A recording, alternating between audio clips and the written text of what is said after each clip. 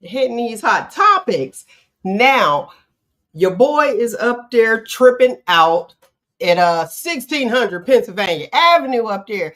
Can somebody go up there? I'm gonna need like all y'all out there watching to go bite all his erasers off his pencils because this cat is erasing everything that was in the last administration and just signing papers and grab them ink pens too because it's a whole lot of changes.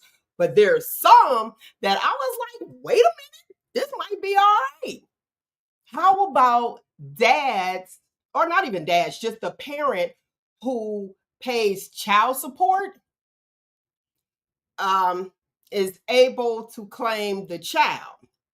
Now, social media went off. I was like, well, help me out, help me understand. So they were like, well, why is that? Because the custodial parent should have, should be able to claim the child because they had them the whole time instead of the person that's paying child support. I get that part of it to a certain extent, but I'm like, okay, if you paying and child support is expensive. Well, one chick said, well, my child's father, he just pay $11 a month. Now here's the key. Consecutive payments. Okay, let's get that out the way. But she said he pays $11 a month. So that's not fair. The clapback dude said, he was like, well, you chose her. I need like a drum or something. I was like, yeah, facts. You chose a father. He paid $11 a month. Girl, you got to look at the back. I ain't even lying. I am that person. I would look at the background. When I would like date somebody back in the day, it was go together. You like the person, but I always was one to look at the background. Like, let me see who's the parents. And I got along with, a lot of their parents anyway. But it was like, okay, you go to a house, you kind of check out the scenery. But you got to know, even, once you lay down with somebody, this is just me for my young people out there. You got to know that there's a possibility that if you lay down, protection or not, that you might get pregnant. So my suggestion, little ones, turn it down. They need to be listening because they're getting younger and younger. Don't lay down if you don't see none. I mean, what is it? I know one of the Bible bangers gonna sit there and chime in. What the tree is known by the fruit that it bear? Baby, there you go. Is that right, Pastor? Like, what is it? First gentleman, is that right? Where's she at? Help me out. Listen, you gotta look into background, real talk, because I'm telling you, you reproduce with some wild people, baby. You might be on a nut tree and be like, uh-oh. Know that child is half you and half the partner. Okay. So that's something to look at. Now, another thing, men are winning. Chris Brown decided he has had enough. So they doing like a thing where I guess it's like Surviving R. Kelly or something. Chris Brown is suing Warner Brothers for $500,000, $500,000, because they're doing some like documentary on his life. But here's the name of it: A History of Violence. That's what they're gonna do with my boy Chris Brown, the dancer. So you got that one incident when he was young with Rihanna. Not saying I'm cool with the DV, but you gotta look at the big picture. And when I looked at the one interview, I had so much more respect for him. And there's a lot of men out there that will go through the ringer and let us as females tell our story and won't say nothing. Knowing that sometimes we be wrong. I ain't saying with the DV stuff, but we'll do some stuff. And instead of bashing, and this is not all women, that's why I just said me, I ain't that chick, but I'm a female. Instead of bashing her back and saying, nah, that's not the truth, dudes just be like, I ain't even trying to fight. Like, whatever she said, believe what you want to believe. So I ain't got no hat today. I tip my hat off to you, Chris Brown, because I was shocked when he said everything that happened. And Rihanna kind of was like, yeah, you know what I'm saying? But we go to the defense of who we feel is the person. And you guys know, if you watch for a while, Nate the Agitator always says, yeah, y'all got that, but you ain't saying what happened before. It's her side.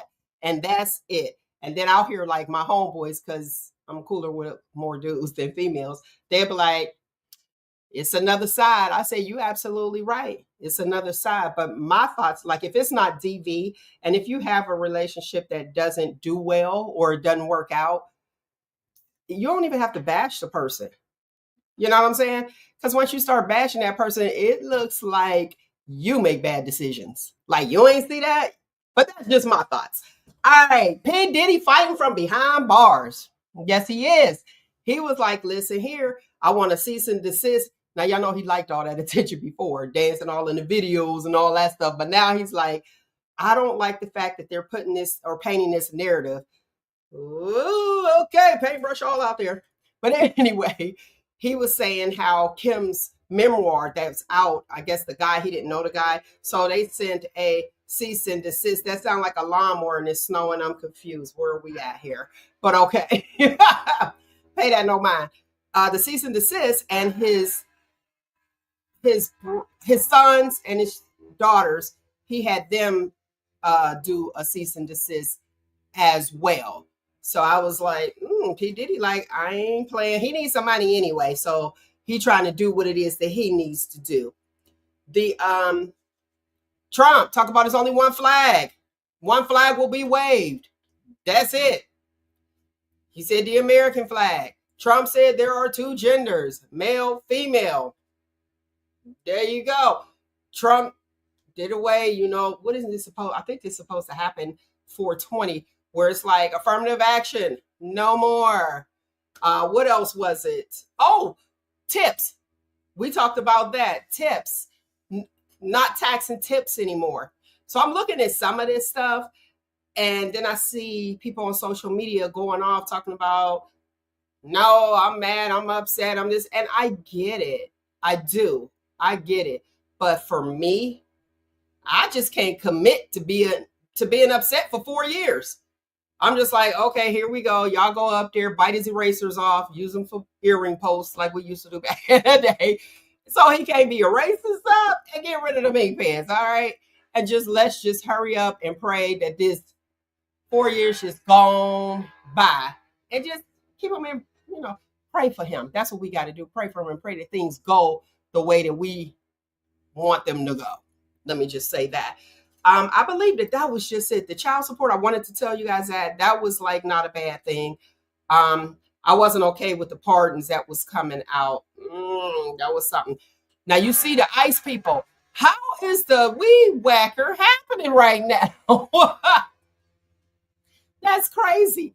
The ICE people, he just put them all out. Now, what was interesting to me, I was reading, and I'm going to check into that a little bit more, and I'll get back with you, that they arrested a retired military worker, a vet.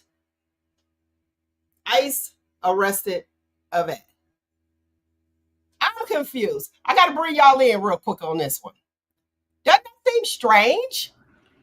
So are you telling me, how did he get through? Is there like a process? Like, how do you not have the proper paperwork? And you were in the military. Help me out. I have no idea on that one. That's weird to me. I mean, you've served and you have paperwork, but now, well, listen here, we're done with you. Deported. I mean, that's what it sounds like to me. Like, that is absurd. POTUS is absurd. Sorry, not sorry. That's just ridiculous.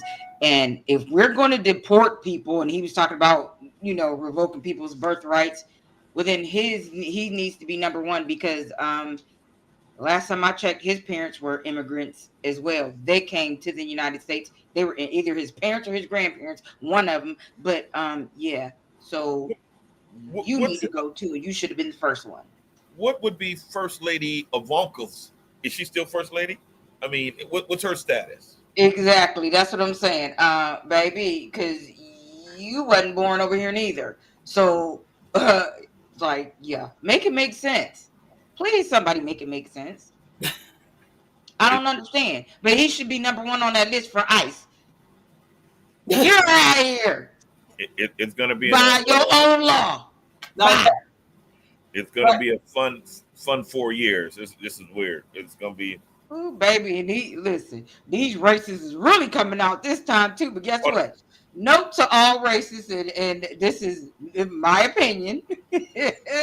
Try me if you want to. I'm not my ancestors. You will catch these hands. That's the general consensus, but we're too deep in. We're too dug in. You will catch these hands. You try me, please.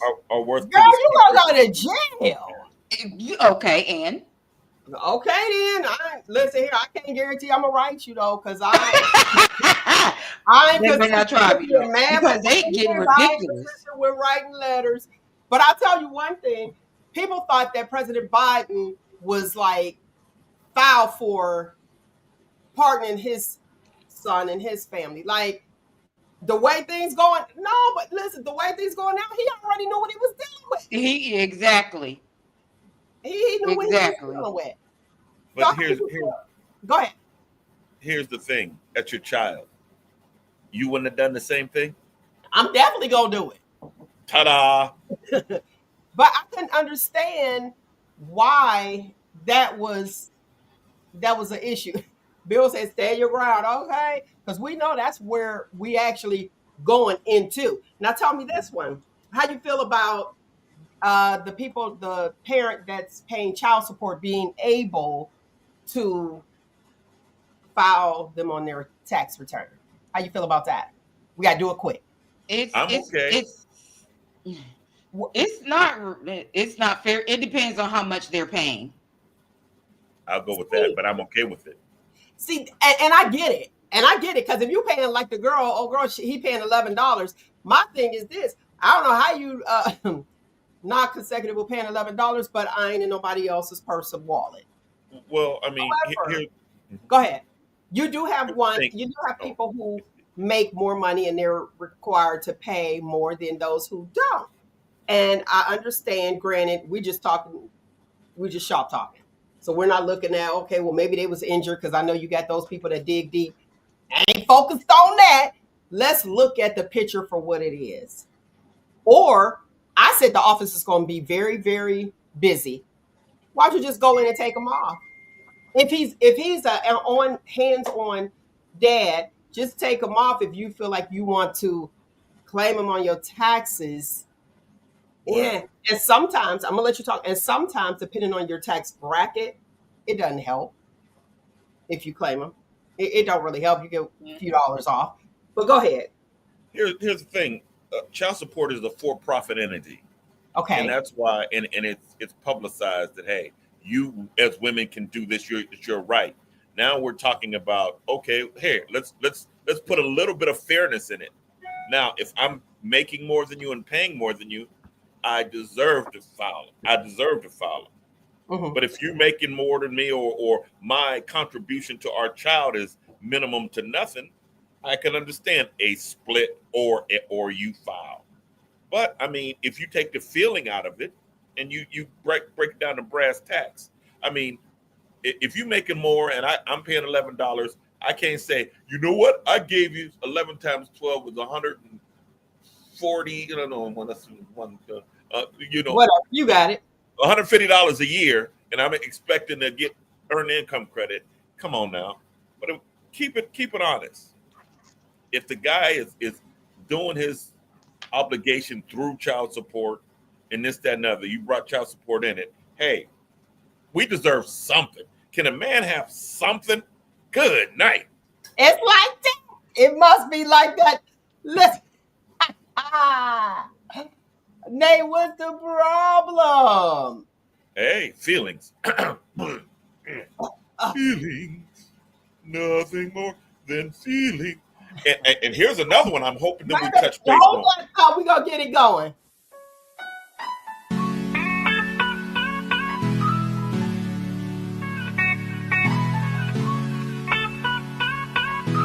Everything that happens is motivation.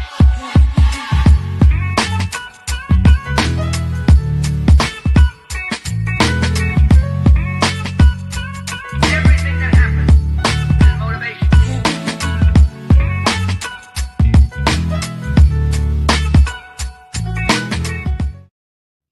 All right, we are getting ready to bring on our guest. Today's topic if you're just tuning in, is Black Cop, Black Cop, Black Cop. I ain't saying nothing else because I can't pay for it. Everybody wants some money, okay?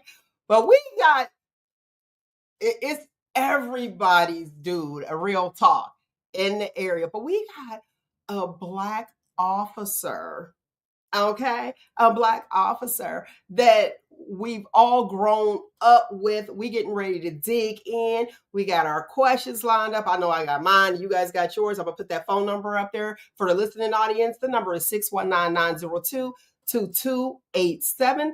That's 619-902-2287. Let me introduce him as Officer Malik, Community Liaison, NYPD. What's happening, Malik? What is happening, sir? Like, boom. What's going on, sir? I'm sitting there like, oh. Yeah, it had people there. Malik, why did you get that job? We already know. Did we vote for you to be the community liaison? No, what ended up, how it happened was when Chief Davis became chief, in his first week, evidently everywhere he went, people were asking him, what was he going to do with me? Where was I going to go?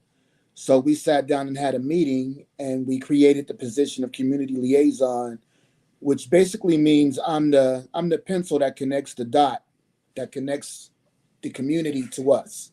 And not just in the city, just everywhere. So my job literally is to do whatever the chief needs me to do. I do programming. I help recruit. I deal with some of our families when they come on to the station, when they don't understand how things work. I have partnership with the schools to do a mentorship program. So I'm doing some of everything. So you are the other duties as delegated. Yes. No, I'm familiar with that part. I gotta ask you, let's bring it back. When did you become a police officer? August 25th of 2000. Look at there. Did you always want to be an officer? A police officer? Let me be clear. When I was little, it was going to be one of three things. It was going to be a teacher, lawyer, or cop. So I'm somewhat get to do all three. That's what it sounds like. Y'all need a liaison, we call it. To speak for you. You got your dude. So you said all three, so you were able to actually accomplish it. Yes. That's pretty cool. How do you feel?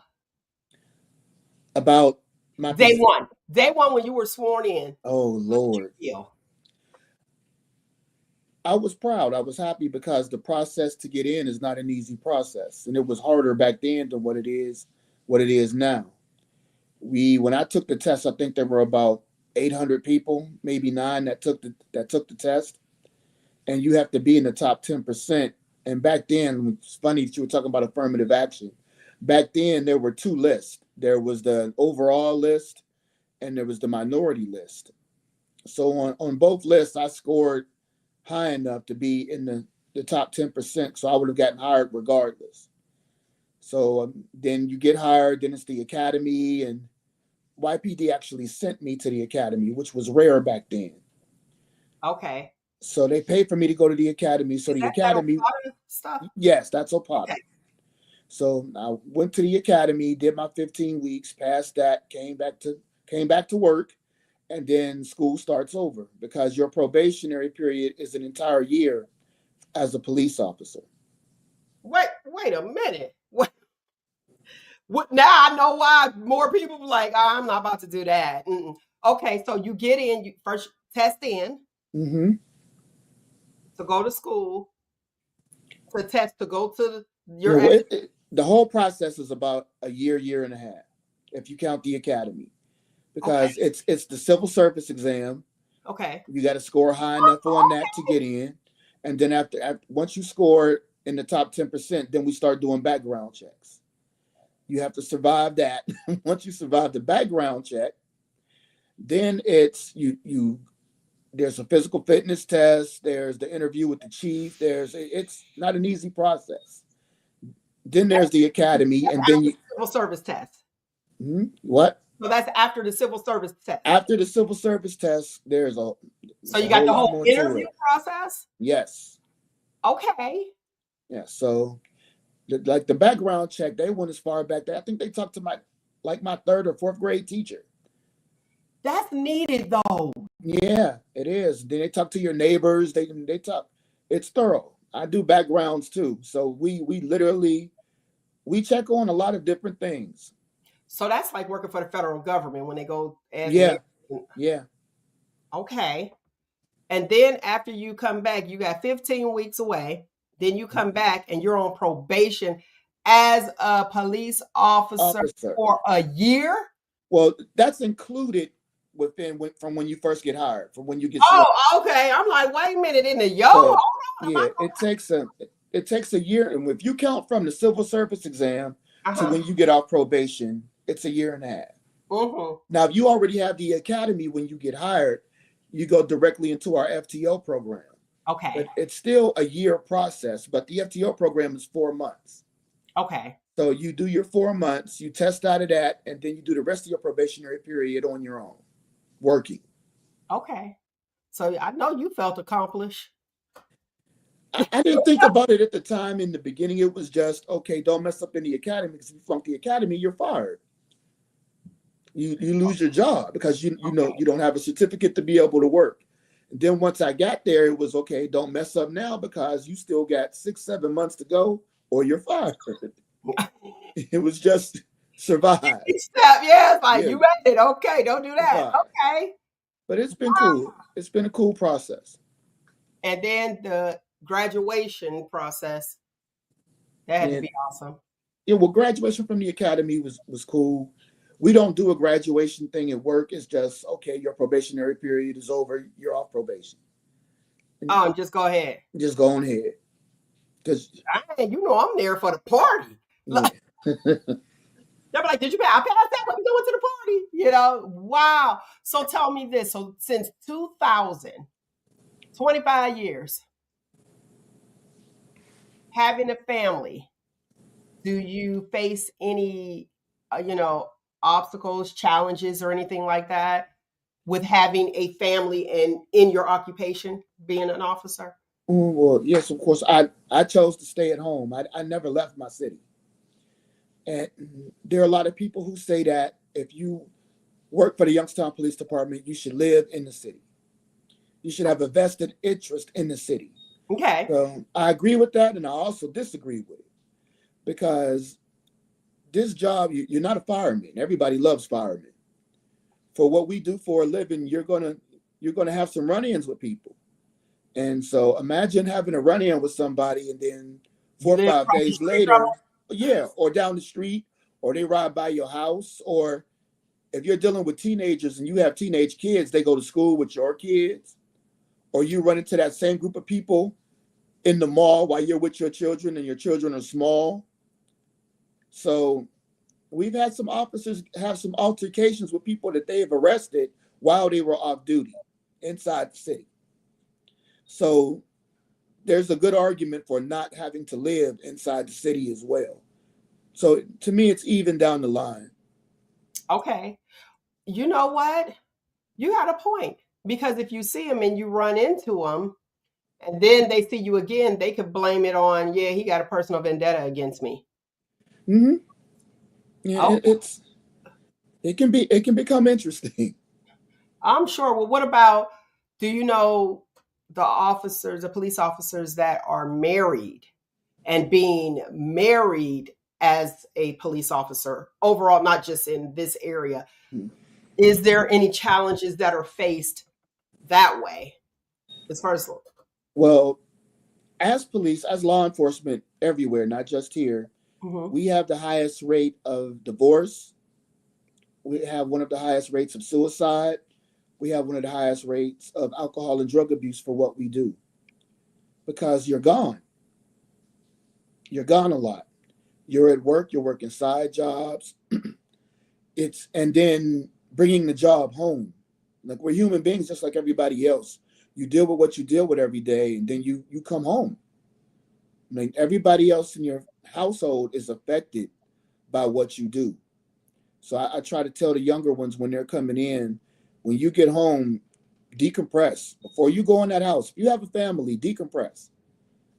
Just sit there and try to let whatever it was that happened that day go. Because if you don't, you're taking it to your family when you go inside the house. Okay, so just sit on in the driveway for a few. Yeah. Like we do to everybody. Be like, why you sitting out there? Child, listen, I got to get ready. Look. Yeah, I still do it. I'll get off work and I'll go and take a ride if it was one of those days, or something happened that was real bad, or I had to talk to somebody or deal with something. I'll go and park in a parking lot somewhere and just sit there for a little bit, or I'll go for a ride for a little bit just to get it out my system before I come home. Okay. Wow, that's interesting. I saw an article 3 or 4 days ago, and this officer was in Cleveland.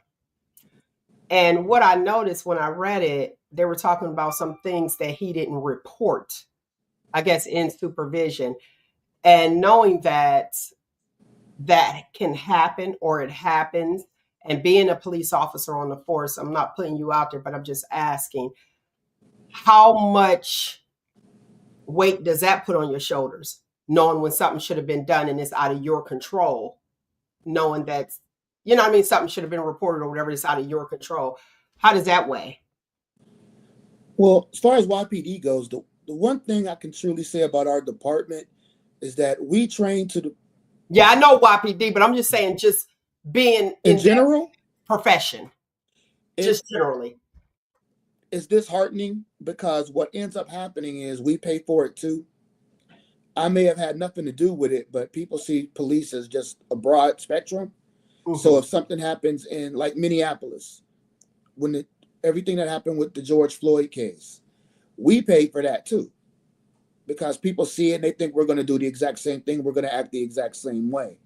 So when we go to people's houses, they're already angry at us for something that we had nothing to do with. So when things like that happen, it affects all of us. So it's very disheartening. It's, what is it? Isn't it like a fraternity? What is it? Fraternal? What is it? Help me out. The Fraternal Order of Police, the FOP? Yeah. No, it's something way. What does COP stand for? Corporate, wait a minute. Something fraternity. No, maybe that's it, what you said. I know the word fraternity was in it. Yeah, that's the FOP. FOP, okay. So the fraternity being in it, maybe that's what they're looking at, like all or one or all. Well, that's the way it's always been. And they call it the thin blue line. Being a police officer is being a part of the culture. It is. Because you find out real quick once you become a police officer who your real friends are. Because people stop talking to you. Oh yeah, I've had family members and people that I grew up with that literally stopped talking to me because I became a police officer. And what ends up happening is the people you end up hanging out with are cops. Everything you end up doing around each other. So it is a culture to it. Give me 1 second. I got to go off camera for 1 second. Not a problem. That's all right. We're going to bring the people back on. Come on. There we go. Okay. Oh, you back? Okay. I'm back. All right. With that being said, that's that saying, what is it? Actually, look, this is so ghetto, but I'm gonna say it anyway. Blanks of a feather flock together. So is that some truth? Birds of a feather flock together. Yeah. Oh, birds, but you know birds. I know exactly what you're talking about. Born, right? Yeah. Yeah. But I try to tell when I'm teaching at the academy, I try to tell them, to the new ones coming in, that you need to find something to do outside of this job. You need to have a hobby that has nothing to do with police work to balance it out. Because if you don't, it becomes all you know. And then when it's time to walk out the door, you end up having a very short lifespan because you don't know anything else. You've not done anything else. So it's good to have a hobby or do something away from this job, because this job it requires everything. It truly does. It requires everything. So you need to be around people who are not a part of the profession. You need to have a hobby that has nothing to do with law enforcement in order to balance it out while you're doing it. Because if not, it becomes a problem when it's time to leave. Constable on patrol. Cop. Okay. There you go. Listen, so I know people be like, you know her head, because I'll be in the mid conversation. We could be at dinner. I come bringing something back from last week. They be like, what? But I had to get that out. I can understand that. And I wanted to add on, I had a question actually, because I've always felt like what you were saying, that you need to have that balance. I always felt like there should be some type of psyche valve that you guys should have after so many, I won't even say years, like, from everything that you encounter, things that you see, and what role it plays on your psyche. Because at the beginning, you were saying how they went out when they policed you, air quotes for the listening audience, when they policed you and asked the whole neighborhood about you, your character as a young man, to who you are today, and say, okay, well, we can go to the next step, and they can move to the next step. But when you see certain things, it'll tweak your mind. Mm-hmm. That hard drive is getting full. Yeah. Well, we do a psyche valve when we get hired. Okay. They sit us down and do a psyche valve when we get hired. Okay. We do have mental health. We do have mental health support at our department. We can go to counseling without anybody knowing that we're going, who it is that's going, at any point in given time, whenever we need to go. And all that the agency does is report back to our department that one of your officers came to see us. We just wanted you to know this is when they were here. We're doing this, this, and this, but they don't even tell them who it is. Okay, so it's confidential. It's confidential. But what I have found, just being a person, like with the rest of the world, the ones that really need the counseling won't go because they don't know they need it. I would agree. I would agree with that statement. And what I've noticed with it's changed. Mental health in law enforcement has changed an awful lot from when I got hired, from even dealing with people with mental health issues to how we deal with it internally. Mm-hmm. In the beginning, it was a bad thing when I first got hired. If you had mental health issues, now it's to the point that we support each other. We support the other officers. Like, if you don't want to go and talk to a professional, come and talk to one of us. 9 times out of 10, we've been where you are because we deal with the same stuff. So if you want to sit down and talk, like for me, with the officers, I always tell them if something's wrong and you want to talk, I have an open door policy. Just come on in, let me know when you want to talk. I'll make sure I'm in my office and we'll sit down and we'll talk. If you don't want to go and see somebody professionally, if you just want to have a conversation. Okay, just to sit there. Oh, that's a good thing, having that open door policy. But then there's some that be like, no. No, and unless they want to, like anything else, people are going to do what they want to do. You can't make them do anything. You can't. Sure. People do what they choose to do. So you want to be there for everybody if you can help, but they got to want to do it. And if they don't want to do it, there's nothing you can do. True.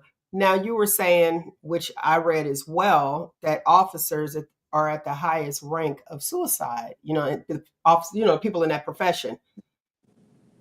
How do you think that can possibly change? I know you gave some examples, come in and talk, and you have confidential counseling and all that stuff. But I know that there's people not just in that profession, but since we're talking about it, who feel as though they don't want their counterparts. And if they're saying that somebody, even though you say it's confidential, that someone in your department has, sought counseling, maybe they don't want to feel like my peer might know that I went. They may find me weak because, once y'all put that badge on, it's like, oh, stuff, this is it. You like Superman, superhero. So how do you speak to that?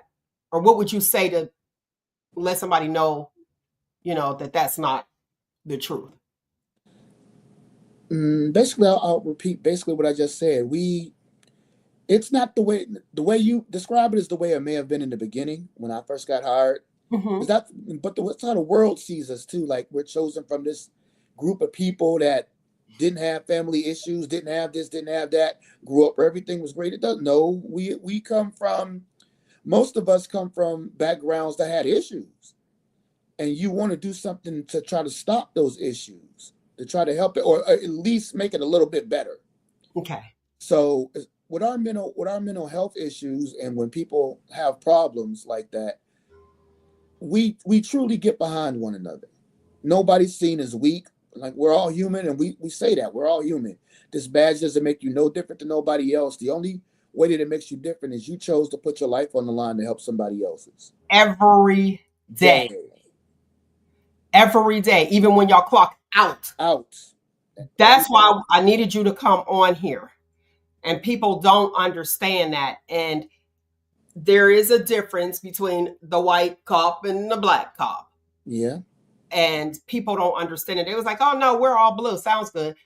However, like you brought up the Minneapolis incident, that was bananas, because it went with the Black Lives Matter movement. Yeah.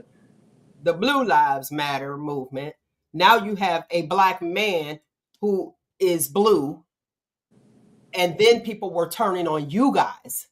Yeah. That was it was an interesting couple of years. For me, being the person, I'm just observing, I was like, oh man. It was an interesting couple of years. Not to mention all of the protests, and then the people who didn't want to protest, they just wanted mess. Okay. People were being bussed in to do nothing but try to destroy property. They weren't really there for the protest. It was literally like two different groups. The people who came out to protest, who wanted to be heard, they would go home, and then the other people who were trying to destroy stuff, who weren't even from here. Wait, do you remember? You remember downtown Youngstown? They was coming. It was like, oh, okay. Then when they thought they was about to start tearing stuff up, we like, whoa, hold on. We don't do that here. We cool with our cops. And that was I think that had to be one of the most proudest moments of my career. Because once that started, there were citizens from the city of Youngstown standing next to us going, y'all got to go. Yeah, we don't do that here. We done protested. We done said what we had to say, but you ain't going to tear up our stuff, and you're not going to do anything to our officers. We were all on the same side.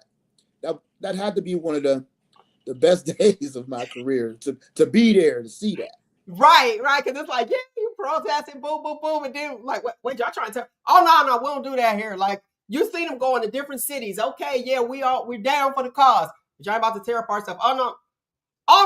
No, we cool with our cops. That ain't us. Like, I tell people that all the time. We don't have that relationship with our public. If you're running into us, if things are happening with us, you've earned it.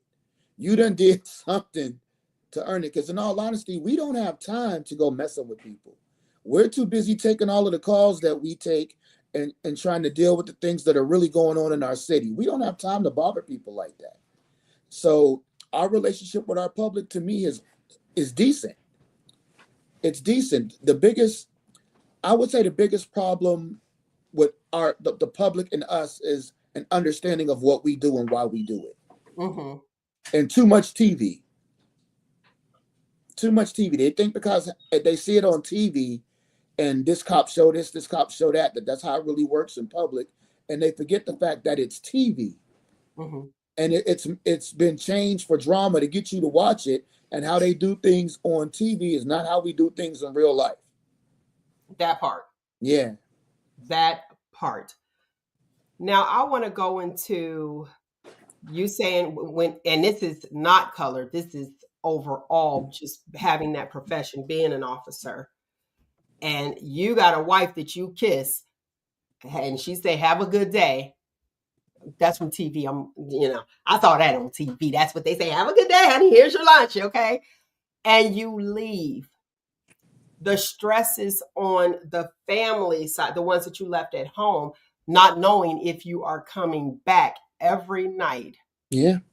And then to go to work and have and I'm going to say it's a little different. I was going to say the same workplace issues, because everyone who has a job got somebody at the job, that you have those issues, workplace issues.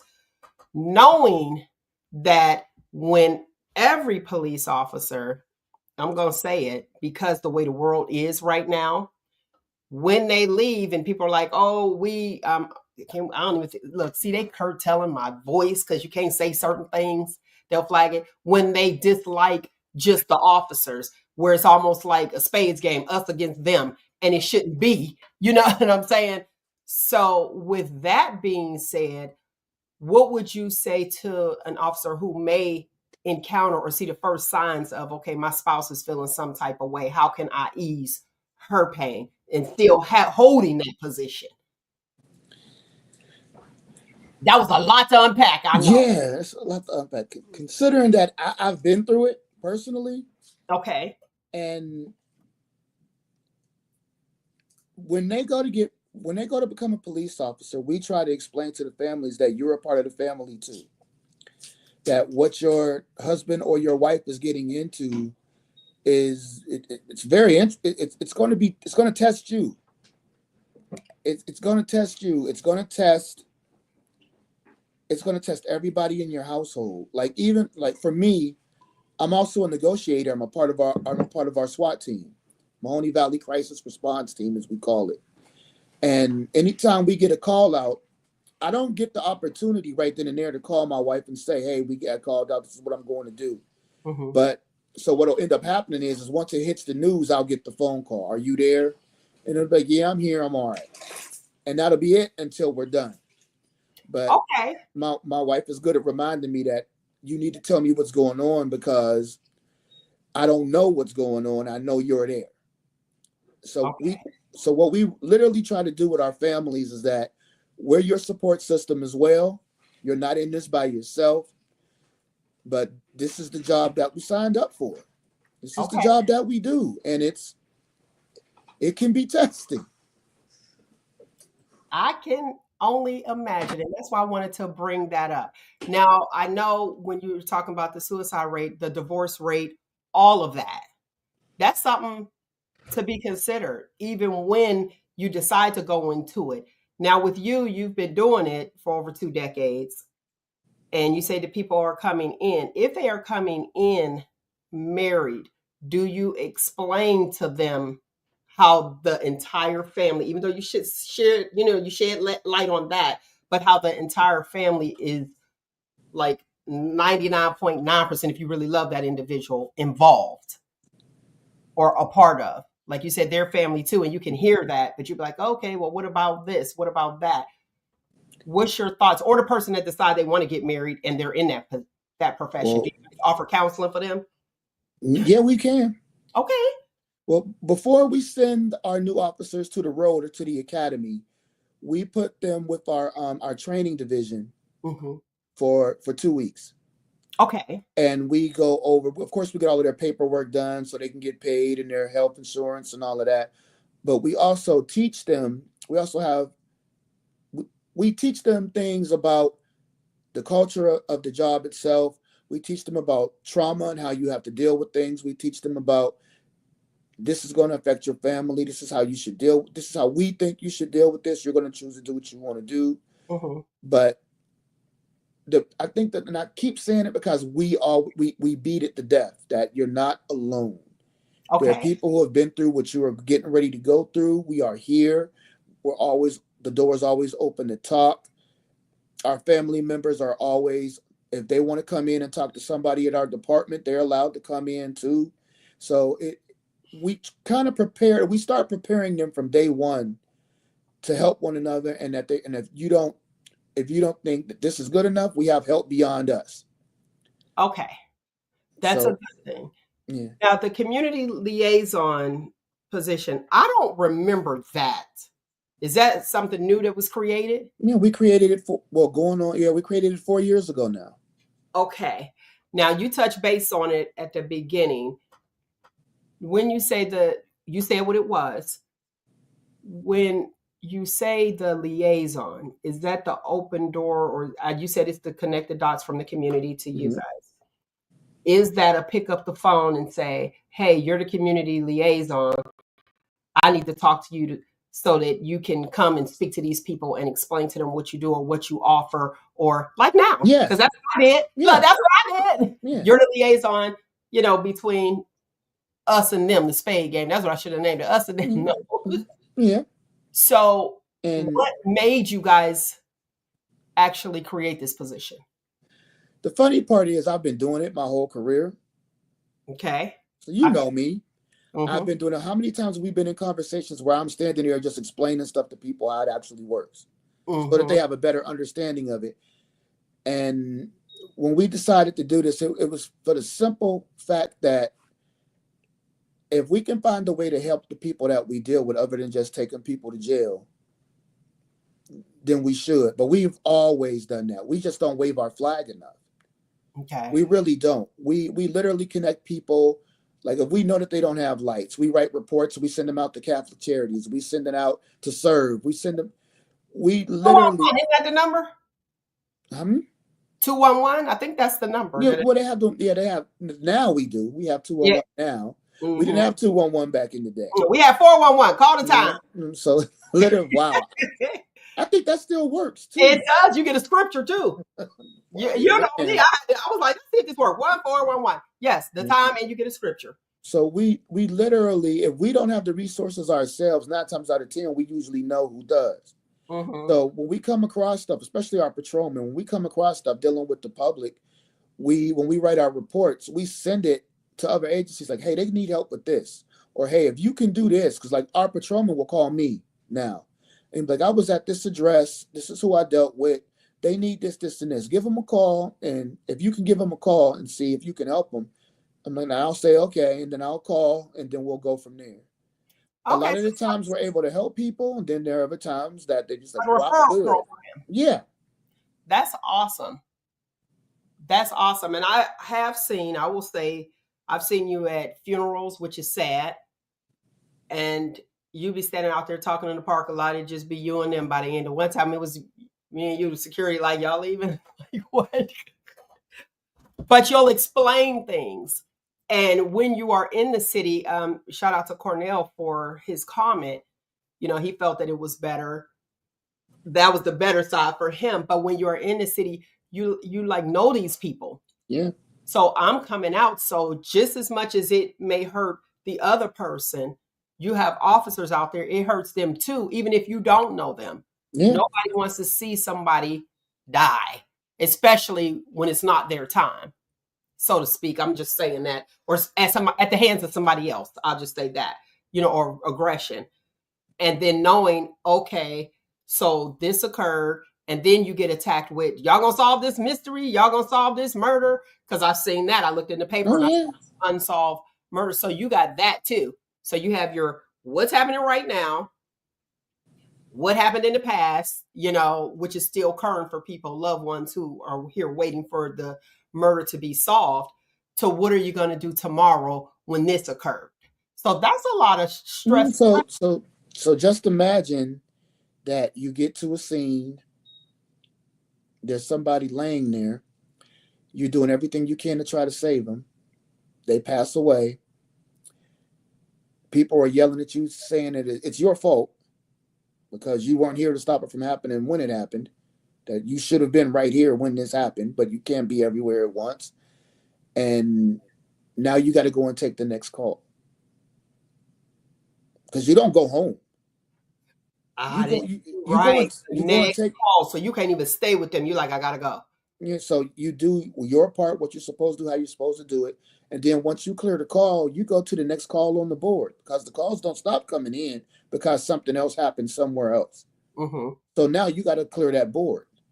So you got to go back to dealing with the rest of the city and helping the people who've called after you've gone through that. See, and that plays a huge part on your psyche. Yeah. That's why I'm like, I think it need to be a little more frequent. So you have to process that and go and still deal with everything that you got to deal with. So now to add on top of that, if you're from the city, like I am, and you take that call and you know the person, you know the family, you do your best to console them. You're dealing with that, and then, or it's your own family. It's I've been there when it's been my own family, and then still have to turn around and go and take the next call. So it has its moments, but I wouldn't trade it for the world because I hope that I've been able to help my community. Okay, I think look, I can say for me, but I can only speak from my experience, and I know a whole lot of other people, you know, to be like, oh, Officer Malik, they know Officer Malik. And usually you are that connect the dot guy. I need this, this, and this. This is what happened. Tell me which direction do I go? Mm-hmm.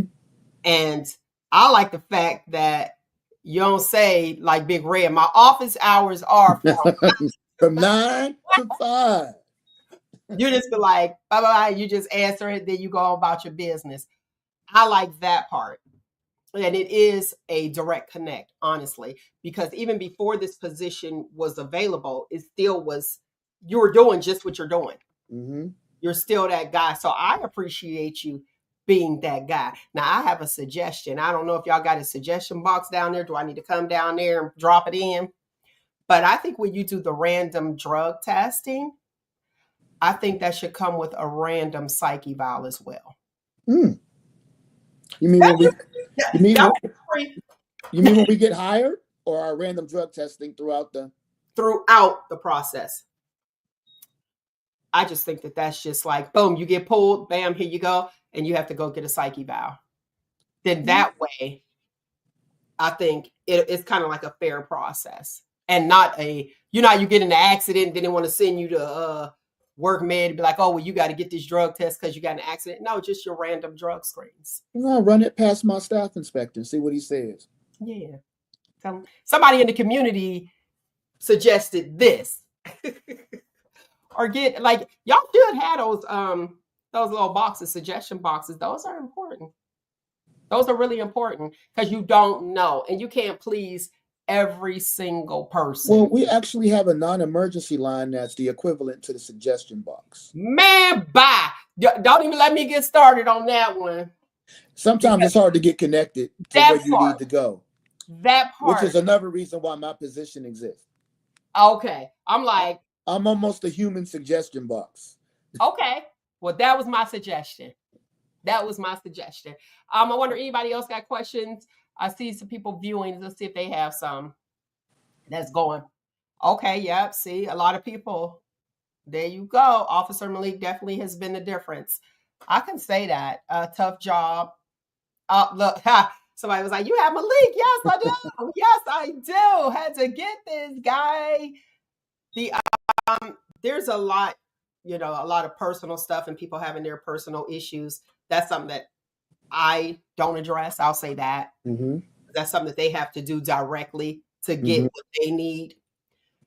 I wanted to put you on, and I called you to come on just so that I can get that clarity that I needed, and to get people to look, the people that don't know you, to get to know you and know how it feels to be in those boots. Yeah.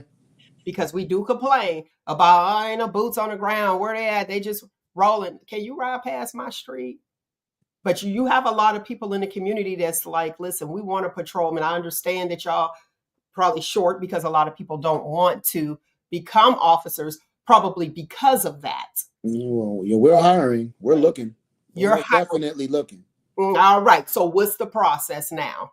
Right now, we've created a cadet program where we're hiring people and bringing them on, but not as police officers, but just to hold on to them until they can take the civil service exam and then go to the academy. We are working with MCTA to help pay for the academy if they don't have funding.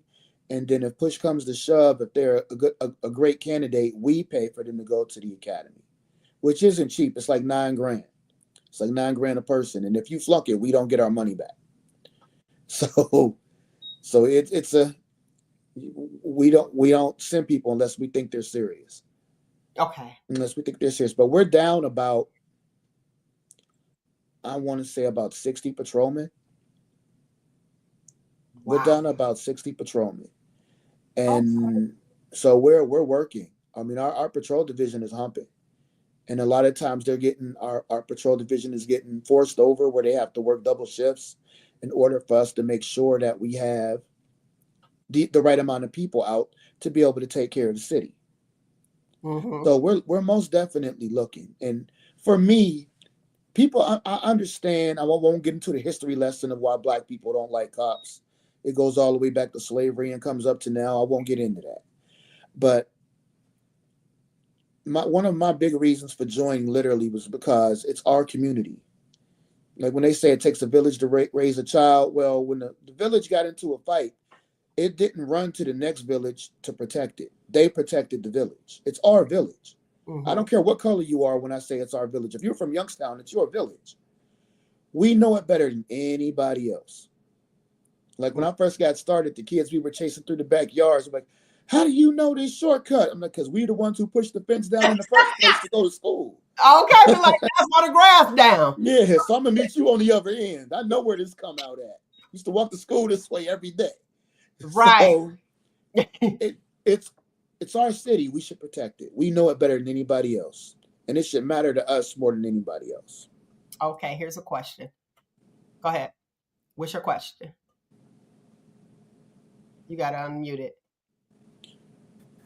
First of all, Nate, before you say anything, my condolences. Thank you, sir. Thank you, sir. I appreciate that. It means a lot. I hope Mel was telling me there was cops in there with my current, warrant situation. I'm hoping, we can still be cool. But in lieu of our president, with those 60 guys, being 60 down, do you guys hire felons? No. Wow. So I can be the president, but I can't be a YPD? Yeah. Isn't that crazy? Isn't that crazy? Yeah. We can't. I thought he would open the door to that, being he has the highest office. But we're gonna find out. We got 4 years to go. ShopTalk with Mel right now. He probably like, you know what? Give me an eraser. Let me erase that. You probably write this. Yeah, we're not even in day 20 yet. So who? Yeah, we got a long way to go yet. So who knows what it's gonna be by the time he's done? Yeah. But he most definitely is. And the things that he's done in the past couple days already, there are certain things that we are literally back in the 1920s. Yeah, it's setting us back. Yeah. Well, here's the thing. Can I say this? We were warned. Yeah. Yeah, So, we were. We were warned. And I look at it like this. Those who wanted him and agree with the things he's going to do are going to see how important we really are. That it don't run without us. Yeah. Well, we've always been the consumers, but what's interesting to me, besides, I'm not going to put this on him, as far as like about him too much, but I will say that they were like, oh, it's going to be a tax break. That's a certain tax bracket. So like, you're not going to get the break, sir. But those are things that people don't know. And then they learn it as they go along. So I guess this is and I hate to say it, a trial and error, but it really isn't because you reelected, but that's okay. I will say this. How do you guys feel about President Trump? Let me put some respect for the office, doing random drug tests for people who get any government assistance. I'm talking Medicaid, food stamps, and cash. I can't argue with that one. I wouldn't argue with it. I mean, to get a job, I can't, partake in the stickiest of the icky. So, I mean, and that's for me to keep my life, keep my livelihood. So you mean to tell me you're going to get paid to do nothing and you can enjoy the rolling uppeth of dying weed? The rolling uppeth of dying weed. What about you, Nick? What's your thoughts about the drug testing for people who get Medicaid, food stamps, or cash? For some of the folks I know, yeah, I agree with it. Okay. For some of them. You said for some of them, all right. Like if you got a disability, that's a little different, but randomly. If that passes, glaucoma went up over. Everybody gonna be running to the doctor. Everybody gonna have glaucoma. Nobody got the gout no more. Nobody got nothing. All right. I want to thank you for coming on. I truly appreciate it. Is there anything else that you wanted to say or speak to the people to kind of let them know what's really happening on the inside? First off, if anybody's interested in becoming law enforcement, we are hiring, and get in touch with me at the station and we'll start walking you through the process, even helping you try to find the funding to go to the academy if you can't afford to go. And the other one is that the Youngstown Police Department, we serve our community. So if there's anything that you need or you don't know about, you have questions about, my door is always open. Just give me a ring, come down to the station, ask for me. If I'm not there, leave your information. I will get back in touch with you. I respect the police officers 110% because I'm not lying. If I was an officer and they said that it's a shooting on the street, I am parking. I'm gonna have a siren on. I'm parking on the street over or 2 streets over till everything get quiet. Then I'm going. I ain't lying. Thank you, Malik, for coming. We appreciate you guys for what you do. You are truly here. You are truly a hero. And I can't speak for the other ones, but the ones that I do know, I appreciate you guys putting your life on the line. Period. Okay, real talk. Because some of you don't even. You just go and say hi, and who do we know out in the community that's upset with some other officer in some other town or jurisdiction and want to take it out on someone else? We got to do better, people. Thank you so much, Malik. YPD Community Liaison. If you have questions, he already told you. Call down. Is there a number or something? Yeah. My number is 330-207-0418. All right. And I'll put it on the page and I'll try to edit it inside the comments for the people that's listening via podcast. All right. All right. Man, listen. Did you say park 2 streets? Girl. I ain't lying. They be like, oh, we got a shooting over there. I'll be like, okay, do y'all hear it? Y'all better get running. But if I still hear the gunfire, like, I'm sorry. I ain't going. I'm going to sit over there and wait till it all comes out. I'll be like, okay, it sounds like everything's settled. I hear the people hollering and screaming. Okay. Please don't go out to be a police officer. Don't do that. Don't do that. Just he was right. Us firefighters were more popular than police officers. I'm sure. Oh, you saved us, and we like the firefighters. Please. Oh yeah, we were. Save my cat. Get my cat out the tree. Everywhere we went, we pulled up. They ran to us, wanting to questions, happy. Kids wanted to hug us. The whole nine. It's a different world between police and fire, but the drama's the same. I mean, they work hand in hand, but somebody got to be Yoda, somebody got to be Darth Vader. I tell you what, though, I got to figure out. I should have asked him which one of them called the TV station and say, "Hey, we got this going on." Because I remember I was smelling smoke. It was about 1:00 in the morning. I'm in the historic district. So I call. I didn't call the 911. I was like, I called the line and I said, I smell smoke. It smells like something's burning. They said, okay, get out. Of course, my gas on full. I just filled up my car and the garage is attached. So I pulled that out like we don't want those problems.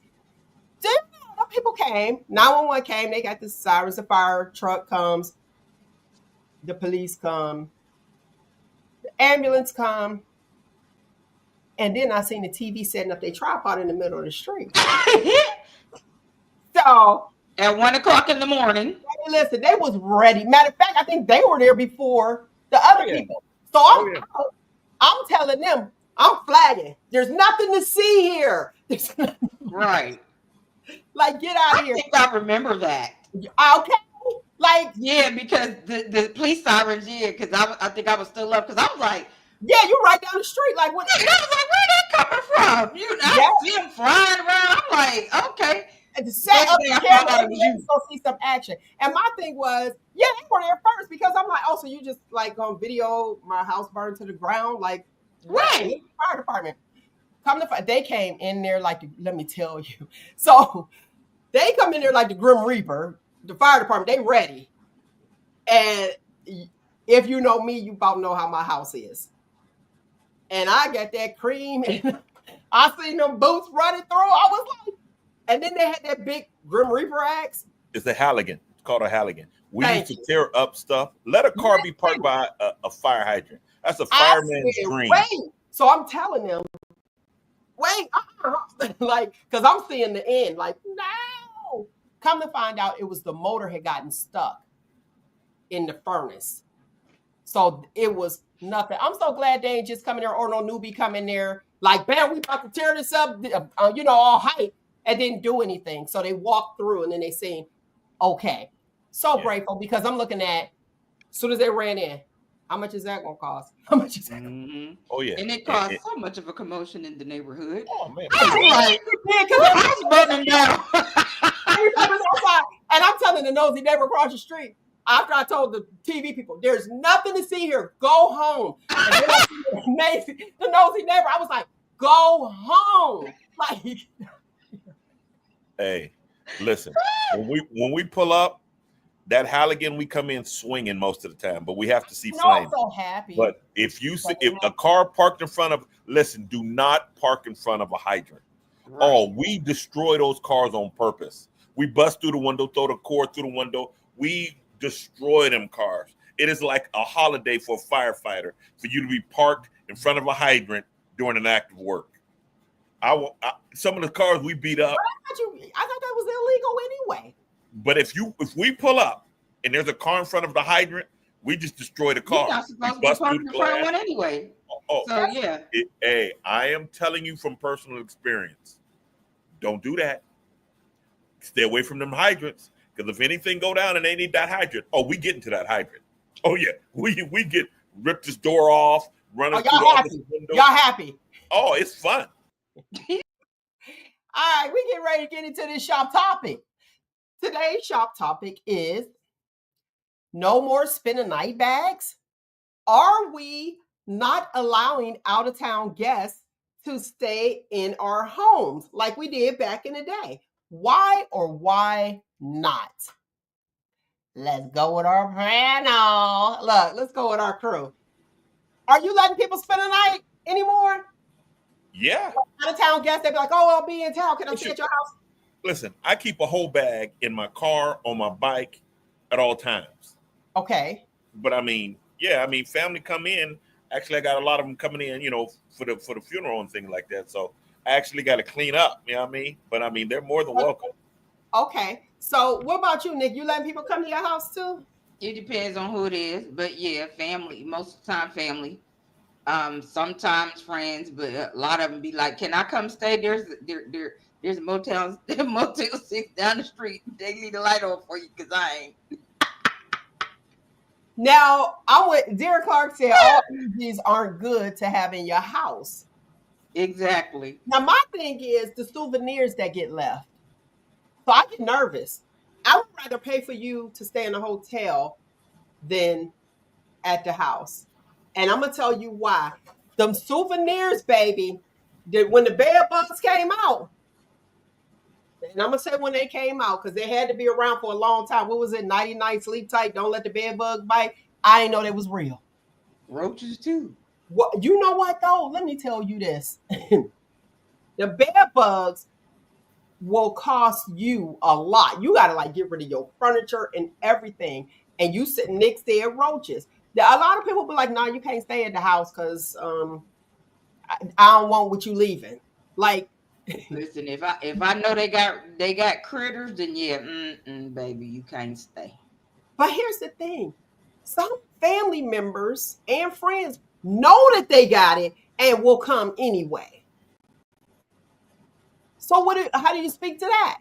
I've had that happen. My mom was like, she can't come no more and bring the baby bag and nothing else because she bring all her friends from her house here to this one, and we don't do that. Yeah. So yeah. I never thought of that. I remember when my kids were young, I wouldn't bring their bag in the house, but other than that, I never really went past it. I'm so into family and enjoying moments, and because once you come over a spade game brunks out, we eat and we talk and we lying about Mel, how she used to get no tips when she was a stripper, and now we got an argument. All that stuff is happening in your home. You can't replace those moments. And I mean that's true riches to me. I mean, I got memories. Oh, remember that time and we was all here and we laughing and joking and drinking and whatever. That I never looked at the bed bugs and the roaches and stuff like that, which, bed bugs, woo. Time I was worked for the city as a garbage man, I had a whole bunch of jobs. I used to see, yeah, but I never thought of it that way. It was always the family camaraderie and the memories we made. So, And that is true. But you can stay at a hotel and come over. well, yeah, but hey, all it takes is for you to come over. The roaches be like, "What? You left ain't your lying, luggage? 'cause maybe they Let come me in jump in your diaper purse." bags. Let me say this. Let me get my male's medical moment real quick. I ain't even doing the intro. If you don't know that you have bed bugs, you'll see little bites. But here's the difference between fleas and all that other stuff, because they look similar. You'll have bites and they'll track, if that makes sense. They're in a line and they're clear. Now, if you had crabs in your past, they were clear. Look, I'm just telling people. So those of you who didn't, it's clear you could see through. They turn brown after they suck the blood and they live off of the people, the human blood, or your pets. They can be on your pets, and if you have pets, and it's a field day. It's definitely a field day. So, I mean, I'm no exterminator or nothing like that, but I can tell you the after effects of the itching and all that other stuff. What is it? Witch hazel, alcohol, all that stuff for any bites. But you want to get checked out, okay? Okay, go ahead.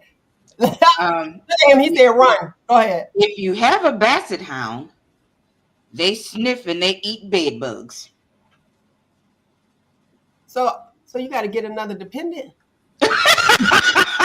Hey, What can you claim them?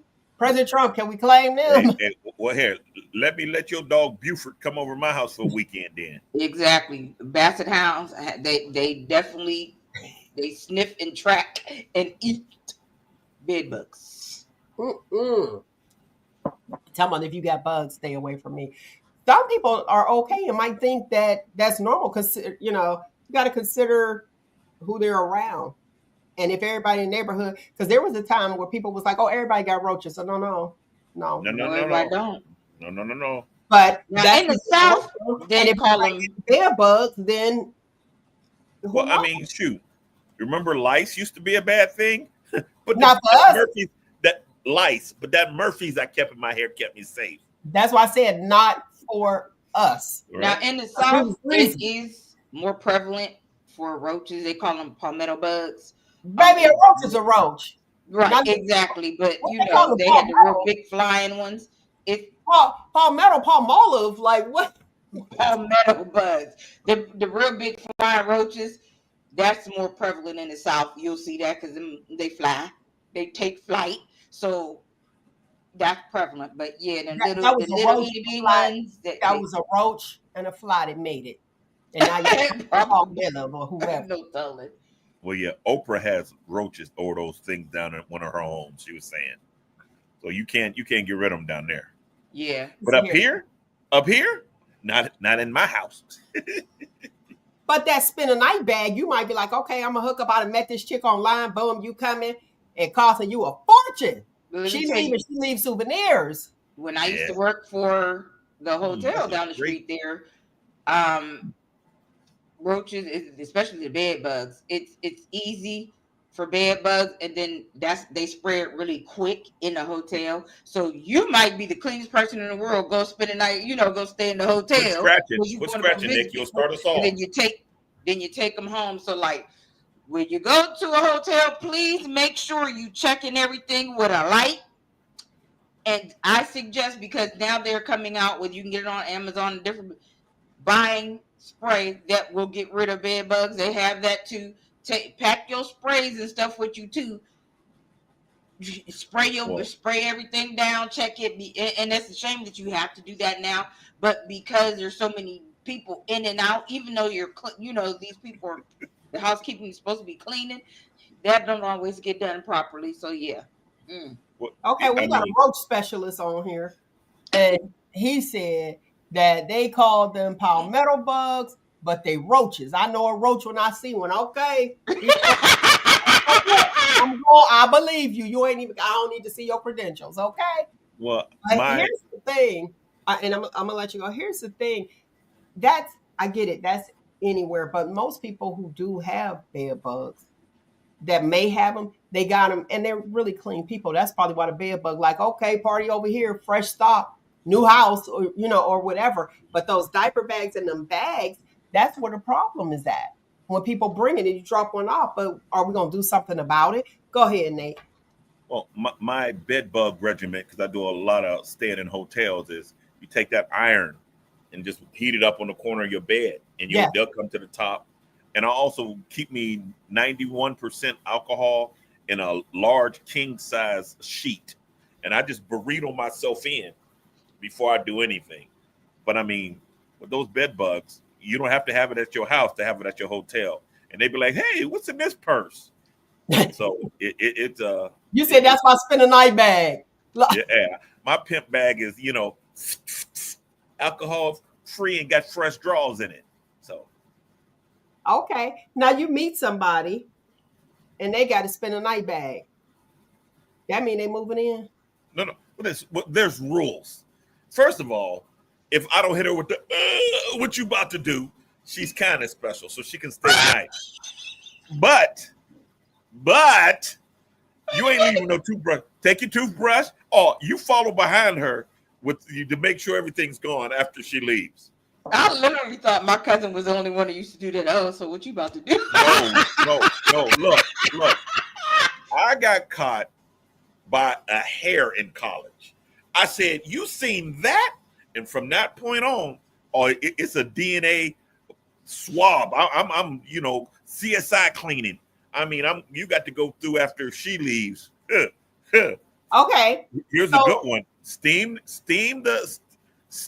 your bathroom to see if there's any secret messages on your mirror.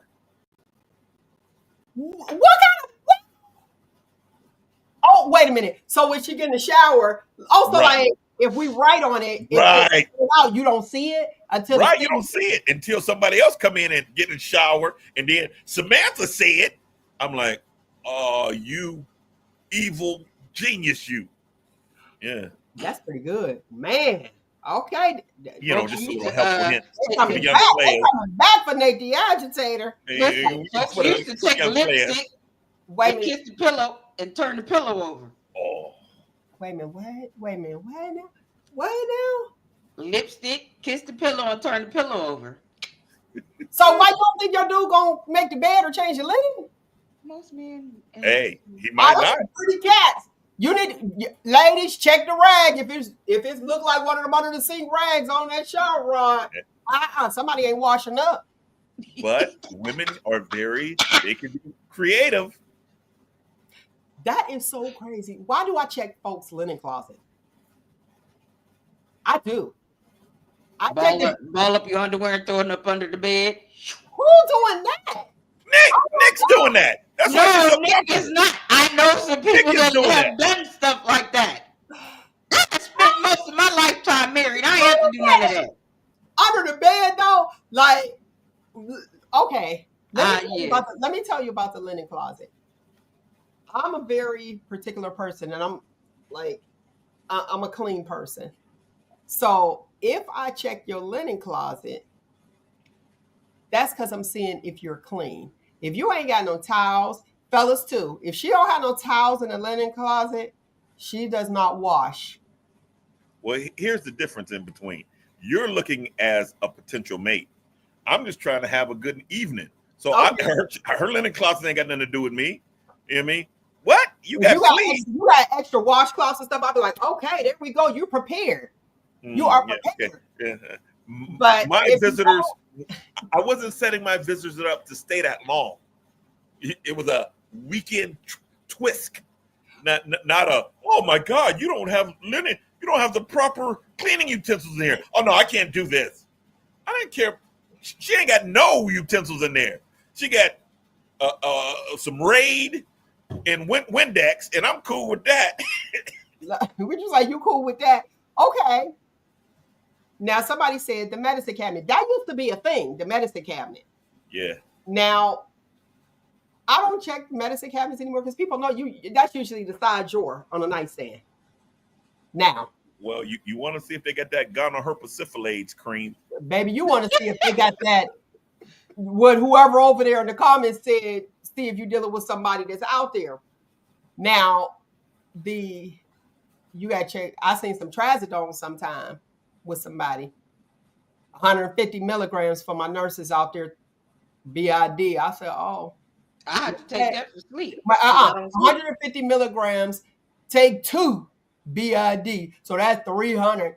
I thought, oh, you sure? I was like, you sure you wanted to eat it? But that's how I eat. Wow, I feel attacked now because I have to take it because I don't sleep. And it works for that. It works for that. But 300? What's your I dose? told them I want an Ambien. They come giving me some dang on Trazodone. I'm like, really? Wait a minute, sweetheart. What's your milligram dose? 150? Oh, 50. Okay. No, 150. 150 what? 2 tabs or 1? 1. Okay. As needed. Nigga, you should still be asleep. Oh, yours is as needed. I'm like, As needed. It don't put me to sleep. No, I usually have to take more than 1 to go to sleep because I just don't sleep. Okay, another Mel's medical moments. Take prescriptions as prescribed.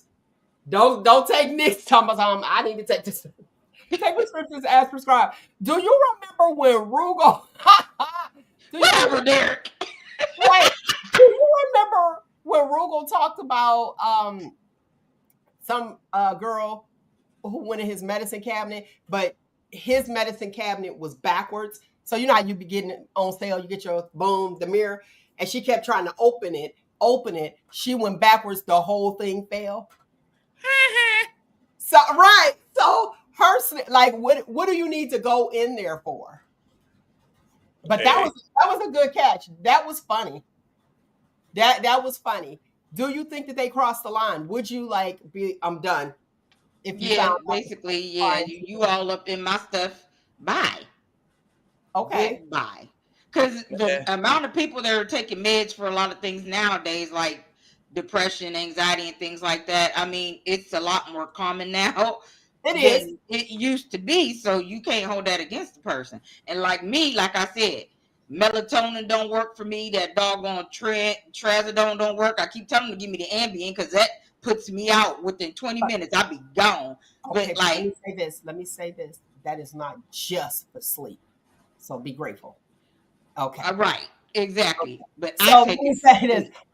Cornell says, luckily I clean my house. I have had women leave their bra under my bed. Nick, they did it on purpose. Cornell know what's up. They did it on purpose. Well, you know what? Here's a suggestion. Why don't you do like, you know, when you leave the hotel, you check and make sure they got everything. That's what you do, fellas. Be like, check, you got this, you got that. Listen, the last person that came and stayed here, they left their electric toothbrush, and I called, but they couldn't even pull out the parking lot. Excuse me. Oh, I left something. Your toothbrush. Oh, I need that. Yeah, you do, bro. Well, sometimes a dude will rather spend that hotel money on your dinner and stuff, so he got to take you back. And you know, when a woman decides to pee on your trees, she marks her territory in various ways. I got a question for you. Sure. So you meet somebody. And you end up taking a shower over their house. And they find a strand of your hair in their shower. And they said, I told you don't leave hair in the shower.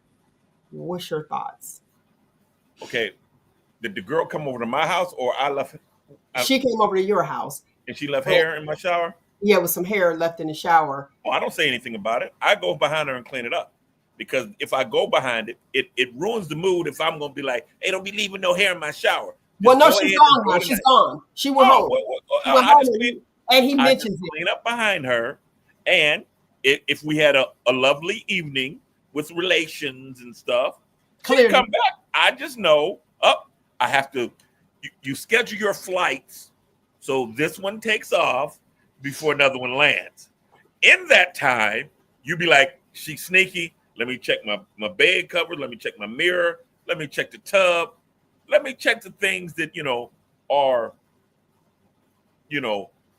but the sad part about it is you have to learn this through trial and error. You had to have this stuff done. Okay, but I'm asking you, if somebody says that to you, what does that mean? What is he saying? Besides the fact that you left, he says, don't leave hair in my shower. And then he goes in there and he sees a strand, and then he calls you and said, you left hair in my shower, but she didn't know. Well, what's your thought process on that?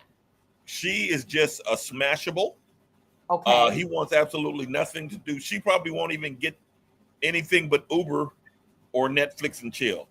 Because if he's demanded that you don't blow my game at all like that, yeah, she's just a smashable. And ain't no feelings in there on his end. And see, So, I felt like clean up, but maybe he don't want to clean up. no, That's no, what no, I no, was. no, no, no. We don't look at it that way. We look at it as women are sneaky and vindictive. That's common knowledge. So we look at it as, oh, you trying to blow my game. We ain't looking at it as, oh, she's horrible. She left hair in my sink. Oh, Well, I would think that he is, because why didn't he say, "Hey, I'm not exclusive with you"? You he act like probably it's did. just us. You act like it's just us, and then you mad that I left hair. It- And most of the it- times, real talk, when you got your real hair, I don't know how the weave game work, but your hair sheds. It's gonna come. Weave sheds real bad. So yeah, but then Oh, okay. weave most of the time they is all shed, human hair. and you're right. But his intention was to make it crystal clear. Listen, Pimp Juice, don't be trying to blow my game. I gotta go to the comment. Derek Clark said, "Let me put it up here. That means you don't listen to directions, and that will be your last visit." Ta-da!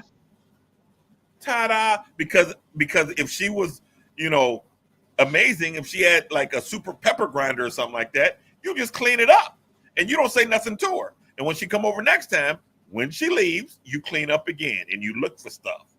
Okay. It's a trust factor. For me, it's a trust thing. For me, Hair probably gonna be all over. right. I But mean, guess just what? even if I didn't even take a shower, you If might he's find telling- some hair. If he's telling you that, Listen, I don't you're have to nothing worry more about than that a because I smashable. clean up after myself. So I ain't cleaning. I'm not cleaning. If I'm invited as a guest over to somebody's house, and we're not even getting to the sexual part, I'm not cleaning up after myself. I'm a guest. no, Like I I would clean up expect after you to myself. clean up after yourself. And if you Yeah, I clean up after myself when I get out the shower, and if I'm combing my hair and I got sink in the hair and stuff, I clean up. hair in the sink. Well, yeah, okay, that you can see. Now I got to go back to this weather sneak move. You said if you get in the shower. So Nate, you over there putting the shower on to see if something written on the mirror. I'm Yes. done. I've learned from experience, Mel. Back before I was saved and things, I was, kind of a big deal in some circles. But yeah. Nate, your house was cold. I'll give it to you. You was Well, young, but your house was cold. This was a part, stuff like that.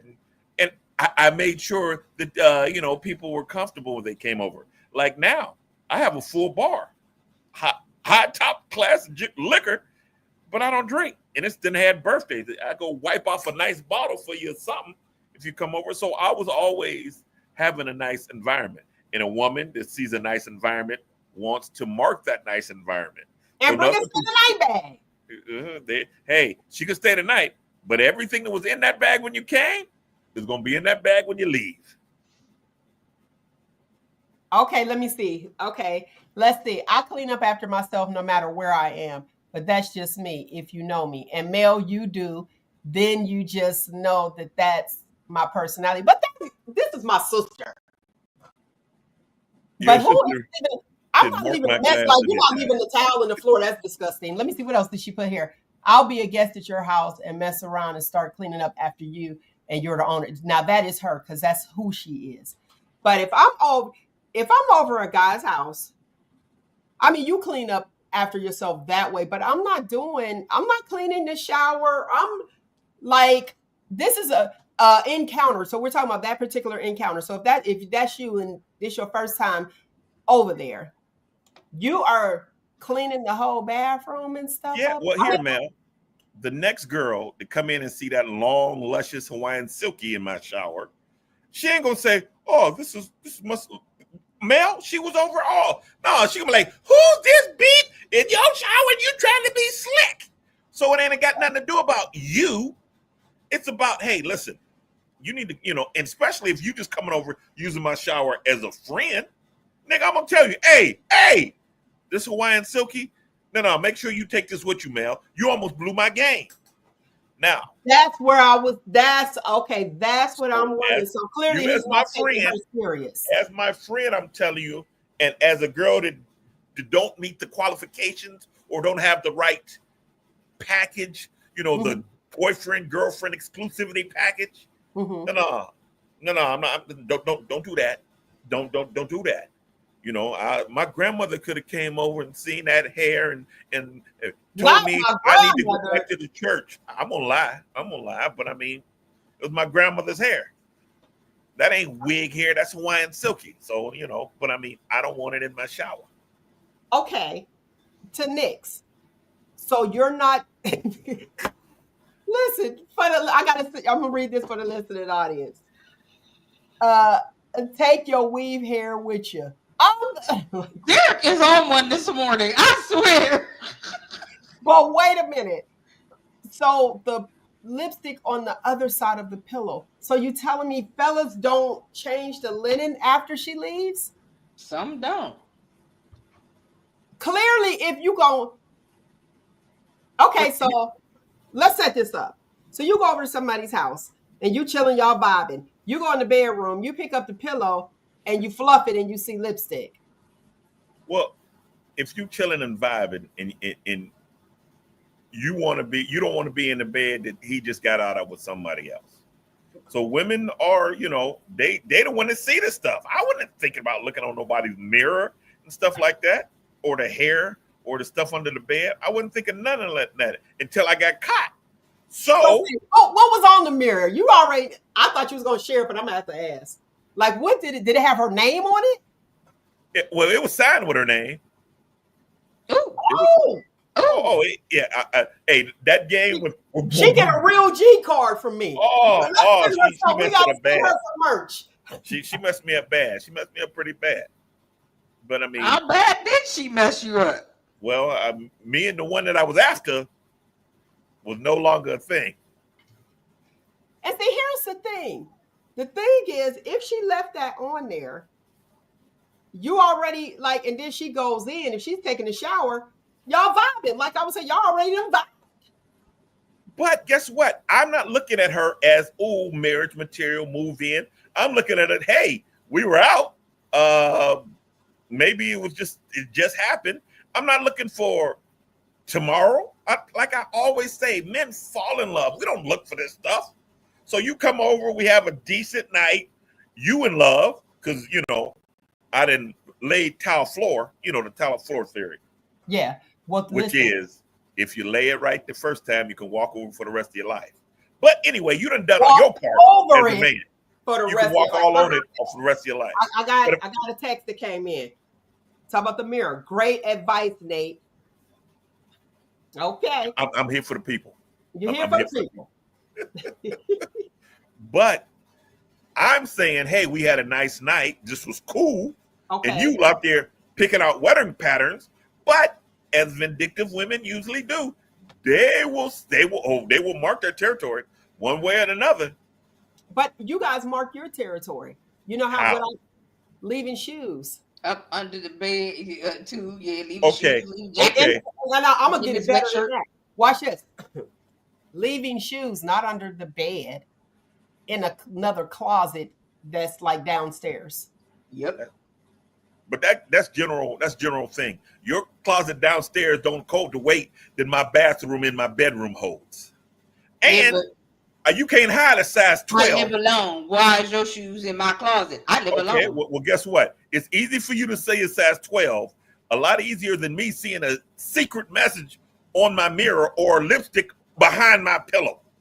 So my size 12 it's much easier. So therefore, I live alone. I ain't got no man. Why are you leaving your shoes at my house? Here's the thing. Either that man really likes you and wants to be with you, so you better take notice of that, or he's a homeless bum trying to freeload off of you. Either way, you should know. Because guess what? It starts slowly. Like Nick said. I would like to ask the guys on the comments. Wait a minute, 1 second. You can ask them. Nick said somebody left their electric toothbrush. So how you brushing your teeth? You got extra ones, you just dropping them off? Like, what are we doing? So you guys do as well. Now, I don't know the marking of the territory from a female, maybe a curling iron, but do you do that intentionally? Because I'm gonna call and be like, did I leave my curling iron over there, up My- there, or whatever? The vindictiveness, vindictiveness is between the two. Women win. Okay, Here's- let me do this, and I want you to go there. Somebody said he homeless if he leaving his shoes. Okay, a pair of shoes. So you deliberately brought 2 pair of shoes. That was planned. That was staged. It was definitely planned. The difference, Listen, baby, difference listen, is- man. I'm gonna give you a free one, since he said women are vindictive. When your little random leave, especially if you got a woman, when your random leave, you better clean that house from top to bottom, because baby, you got a lot of hiding spaces to leave You're calling absolutely cards right. for. You're absolutely right. I go check the tire pressure in my truck just because I know how y'all get now. Let me. But here's the thing. Let's just say, now this was something I've heard in my travels. Okay. If a man and woman is out there doing dirt, and me and you, male, we doing our thug thizzle, Okay. and your man calls, and I'm down there, doing what I'm doing, and you say, shh, I got to answer this. Do you know that the man will be absolutely quiet while you talk on your phone to your man? You know, there will be he will sit there and be quiet and stuff like that. But if we flip the script and you down there bobbing for apples or pepper grinding and stuff like that, and I have to take a call, as soon as you hear another girl on the phone, you know what you're going to do? And blow my whole stuff up. And Nikki's, look at her. She can't hold it because she know I'm telling the truth. Nick, get back on camera. Get back on camera. Oh, wait. So you're saying that it's easier to be a side dude than No, I'm saying the level of vindictiveness plays to the woman. Because you could be down there, I could be down there looking for my whole thing quiet, whole life depended on it. Go ahead. And you answer your phone, I'm going to be quiet. I'm going to tend to my business. Stay on task. Let it be flipped. And my girl called and you down there working out.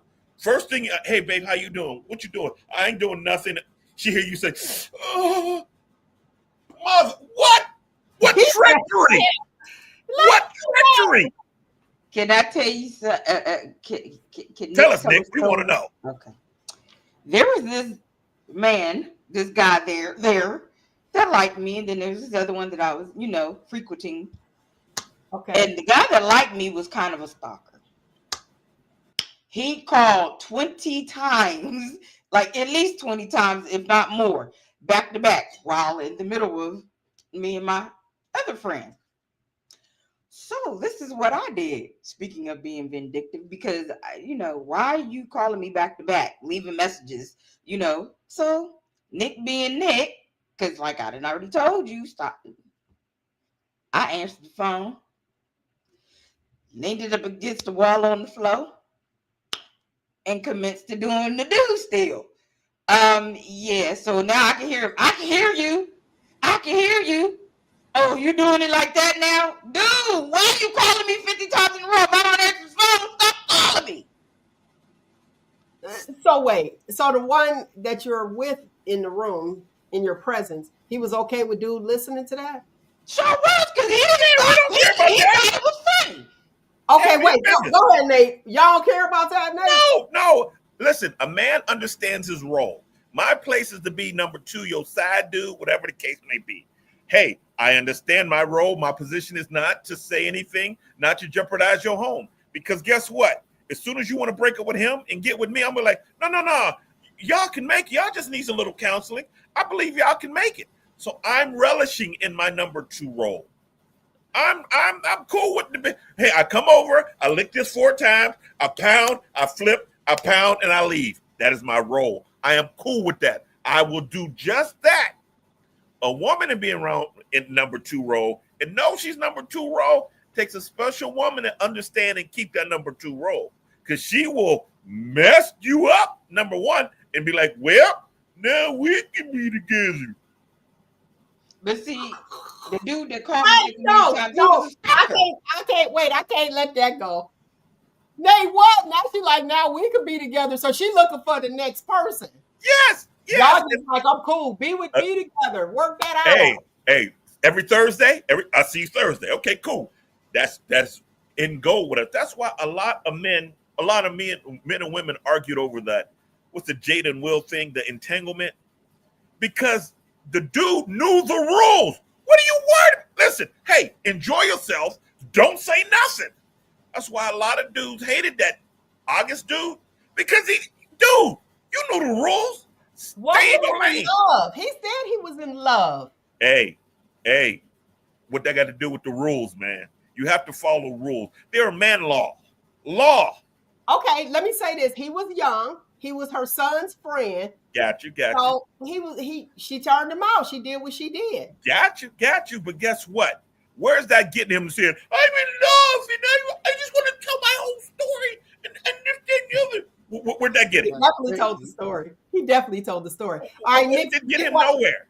And he broke man law. All right, let Nick finish her thing. No, I was just saying that other dude was a stalker. I didn't even listen. Oh, he hadn't even get him to leave you alone. Yeah, he was a stalker. We didn't kiss, we didn't nothing. He just liked me, and we would talk on the phone. But dude, if you call me 5 times in a row and I don't answer, stop calling. He kept calling, and finally I was like, man, watch this. And put it up against the wall. We commenced, and he heard everything. After he finally hung up, me and old boy cracked up. He was like, you a mess. I was like, listen, this dude is a stalker. He stopped me clear into my relationship and my marriage when I first got married. Now, here's what's interesting. So hopefully the dude you was with, hopefully you wasn't trying to be with him solely, because if I was him, I'd be like, no. Mel, I'm going to share something. That was just my little plaything. Okay, wait.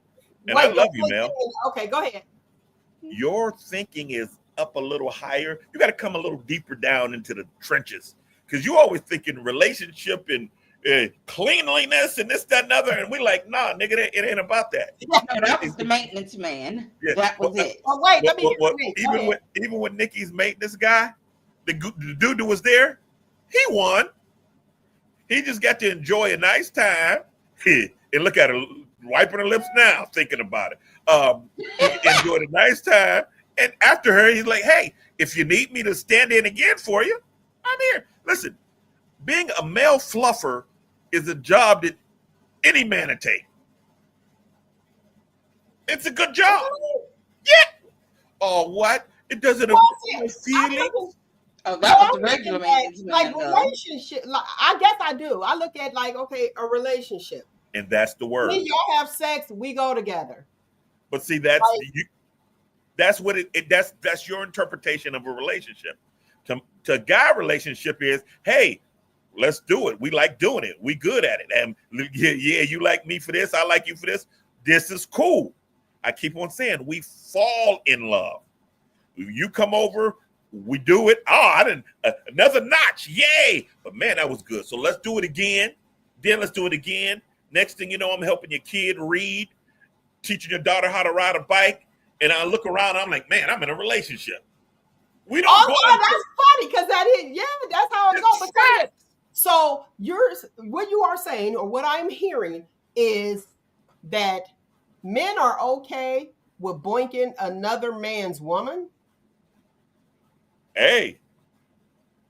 Do y'all talk to each other like you and the dude? Do y'all know each other, or like is there boundaries? That's more devious. But if I didn't know your dude, Mel, and you was coming around and I got you a couple drinks and you ended up in my place, I'm not thinking, man, she has a guy. Oh wow. I'm thinking of, hey, well, it sucks to be him. I'm gonna take a slice of this cake and I'll send the cake back. I'm not worried about what he do. Look at me. Look. Yeah. He was going, keep going. I don't care what he doing. That's crazy, because to me, I would be looking like, oh, they got a girl. He doing that to his girl? Like that would be, when you learn the situations, like, let me help you be right, if that's the case.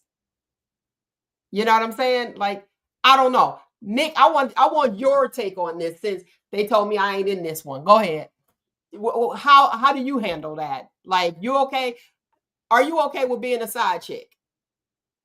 Or was okay with being a side chick? Or have you ever been a side chick? Back in the day, I've been a side chick twice, and I wasn't okay with it, but we was together more than him and his girl was. So yeah. I mean, I don't know what to tell you, but yeah, it was one of them things where, hey, Here's just leave each other alone. Okay, I gotta here's say the this. I gotta thing. say this, Nate. Hold on. So being the side chick, being the side dude, it seems a little different because the needs are different. So if you the side chick and you know he got a main chick, you gotta respect her, which means your level of the respect for you has gone down. And how come you're not getting all I need all the amenities? Like, I don't want to clean, wash your clothes and do all of that. I want the fun stuff. Like, am I gonna get that? Am I gonna be respected enough to get that part of it? Go ahead, Nate. Here's the dynamic. Side chicks get all the fun, and they get told the truth. Side chicks don't get lied to, because guess what? That's good. That's good. That's They good. get the perks if they can play their position. I bet you, Nick, in your there it is. Nick in Because your Nick was always at his apartment. He but was at here's the thing. the woman's Nick, apartment and Nick whenever he always decided to go got home.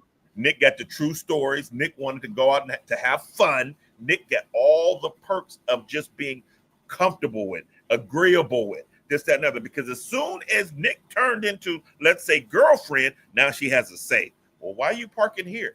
Well, why don't we do this? Why we always got to do this? Listen, side chicks get the perks.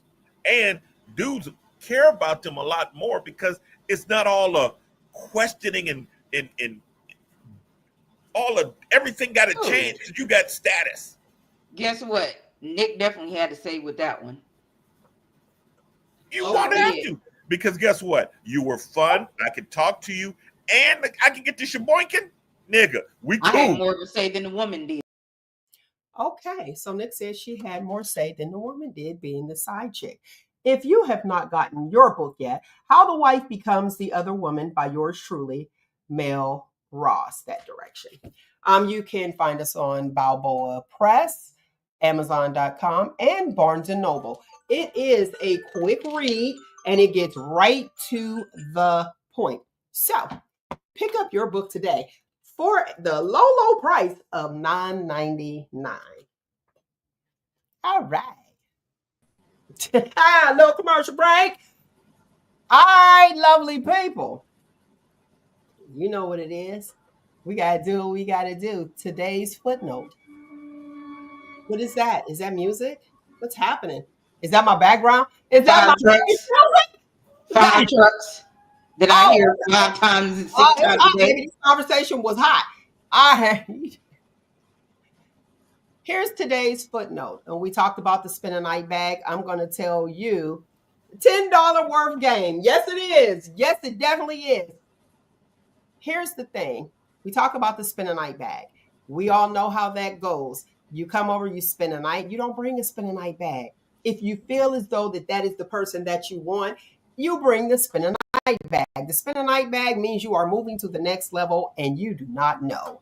All right, Nate gave y'all some game. I didn't know anything about writing on the mirror and then let it dry. You don't know, and somebody else get in that shower, they're able to read the mirror. Nick gave you game on putting lipstick on the back of the pillowcase and flipping it over, throwing underwear under the bed and a bra under the bed. Now, to me, I guess when you put your shoes on, I guess you don't get on the floor and look up under the bed, but fellas, y'all better look up under the bed. Ladies too, because there's some guys that will leave their underwear up under the bed. So today's footnote, either you look, I ain't gonna say be the side chick or admittedly be the side chick. But if that's what you into and you want the fun, make sure that is clear. Make sure you're clear and concise, and that's the understanding. If you feel like you're changing and you're liking the person, as Nate said, you fall in love. First, you coming over for this, and then you teaching children how to read. Y'all need to go back to the table and plan out whatever this is that y'all doing and say, okay, this is the level that, or the next step that we're going into. But I will say this, take note, and you guys have heard it before, it's an old adage. We teach people how to treat us. So with that being said, don't put up with no shenanigans and just dealing with things just because you don't want to lose that person or you just want to be with that person. Don't do it. Say what you mean what you say. And if you started off as the side chick, as Nate said, people are honest with the side chick. But understand this, once you take that position, you are now the wife. And again, that's how the wife becomes the other woman. I got more details inside there. $9.99, Barnes & Noble, Balboa Press, and Amazon.com. Check it out. And please rate it. All right? I got 4 stars so far. That is my time, lovely people. I thoroughly enjoyed you as I do each and every single Saturday. I appreciate you guys who have donated and those of you who will donate. I truly, truly appreciate you.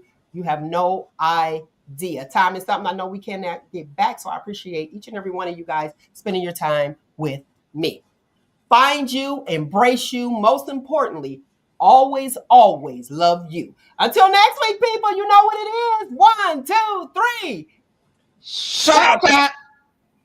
Y'all garbage. Y'all I right. think it was good. Y'all just Boo. so well. There you go. Boom.